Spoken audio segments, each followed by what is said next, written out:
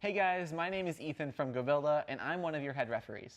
Hi, my name is Miss Ingrid, and I'm your lead head referee. Hi, my name is Chris Silvano. I'm one of your head referees and your lead judge advisor. Today, we're going to talk about the league system used in the Oklahoma region. Each team will be assigned to a league pod. These are small groups of teams who work together throughout the early season. They compete with and against each other at league meets. Generally, each league will have about 12 teams, so make sure to meet these teams. You'll see them a ton in many matches this year. A league meet is an important but a lower stakes FTC competition. It can be held in a school cafeteria, and it may not even have a practice field. Each team should compete in at least 3 league meets with their league pod. Some league pods may compete in up to 5 meets. League meets happen as early as October and as late as January. League meets don't have playoff matches or judging. A league meet event expects your team to show up, get your robot inspected, play 5 to 6 matches, and head home. They're a quick and easy event to let you test your robot's mettle, your driving skills, and your autonomous modes. League meets are very important for your season, and they play 2 critical roles. They contribute to your league rank, and they allow you to test, improve, and work with teams in your league to show up to your league tournament prepared.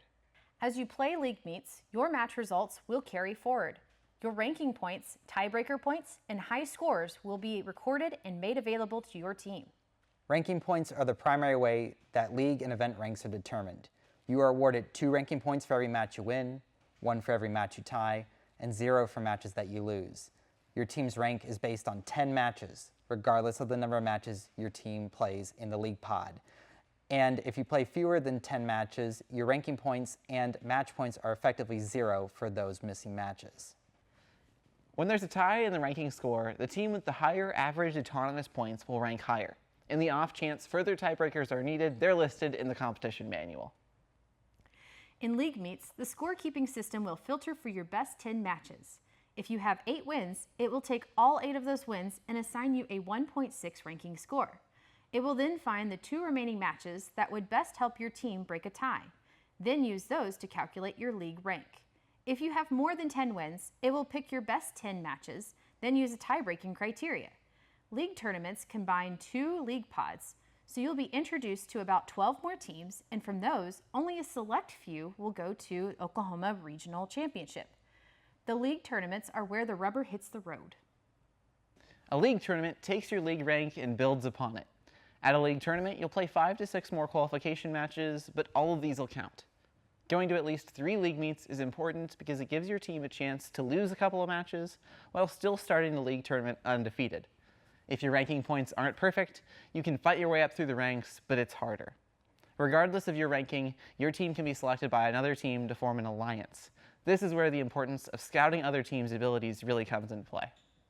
Once qualification matches are finished, there will be an alliance selection process where the top teams will select their alliance partners to go into playoff matches. At the end of the playoff matches, the winning alliance will be crowned champions. The other half of the fun at a league tournament is judging. Your team will have an initial judging interview as well as pit interviews.